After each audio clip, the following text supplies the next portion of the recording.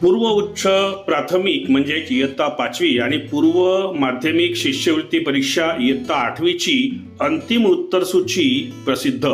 तर नमस्कार मित्रमैत्रिणींनो, महाराष्ट्र राज्य परीक्षा परिषद पुणे यांच्याद्वारे इयत्ता 5वी आणि इयत्ता 8वीची एकंदरीत जी शिष्यवृत्ती परीक्षा आहे ती शिष्यवृत्ती परीक्षेची अंतिम उत्तरसूची ही दिनांक 30 मार्च 2026 रोजी जाहीर करण्यात आलेली आहे आणि याबद्दल सविस्तर माहिती आजच्या व्हिडिओमध्ये आपण बघून घेणार आहोत।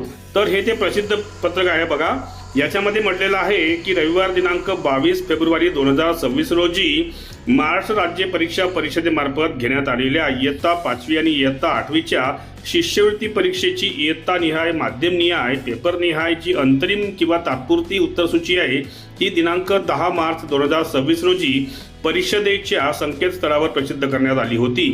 अंतरिम उत्तरसूचीबद्दल विहित मुदतीत प्राप्त झालेल्या आक्षेपानंतर काही विषय तज्ञांचे अभिप्राय विचारात घेऊन परीक्षेने किंवा परीक्षा परिषदेने उत्तरसूची सुधारित केलेली आहे।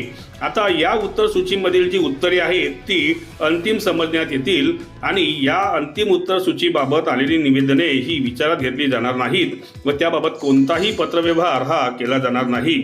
या अंतिम उत्तरसूचीच्या आधारेच निकाल तयार करण्यात येईल याची कृपया नोंद घ्यावी। अशा पद्धतीने महेश चौथे महाराष्ट्र राज्य परीक्षा परिषद पुणे यांच्या मार्फत दिनांक 30 मार्च 2026 रोजी अंतिम उत्तरसूची जाहीर करण्यात आलेली आहे।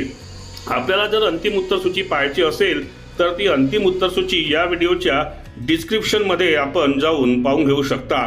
तर आशा करतो की या आजच्या व्हिडिओमध्ये महाराष्ट्र राज्य परीक्षा परिषद पुणे यांच्या मार्फत इयत्ता 5वी आणि इयत्ता 8वीच्या शिष्यवृत्ती परीक्षेची जी अंतिम उत्तरसूची आहे ती मी आपल्यासाठी घेऊन आलो होतो आणि त्याबद्दलची सविस्तर माहिती आजच्या व्हिडिओमध्ये मी आपल्याला दिलेली आहे।